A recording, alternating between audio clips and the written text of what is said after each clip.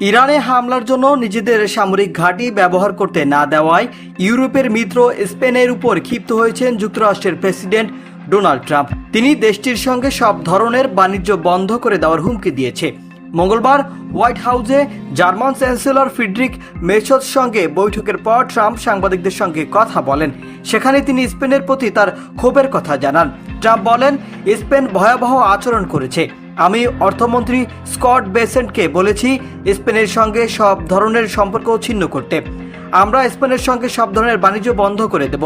তাদের সঙ্গে কোনো সম্পর্ক রাখতে চাই না। এর আগে স্পেন সরকার সাফ জানিয়ে দিয়েছে যে ইরানে হামলায় তারা তাদের ভূখণ্ড ব্যবহার করতে দেবে না। এর জেরে স্পেনের রোটা ও মোরন সামরিক ঘাঁটি থেকে যুক্তরাষ্ট্র তাদের 15টি উড়োজাহাজ ও রিফুয়েলিং ট্যাঙ্ক সরিয়ে নিয়েছে। ট্রাম্প অভিযোগ করেন, স্পেন ন্যাটোর প্রতিরক্ষা খাতে জিডিপি 5% ব্যয়ের প্রতিশ্রুতি রক্ষা করেনি। তিনি বলেন, স্পেনের এমন কিছু নেই যে আমাদের প্রয়োজন। স্পেনের সঙ্গে সব ধরনের ব্যবসা বন্ধ করার অধিকার আমার আছে।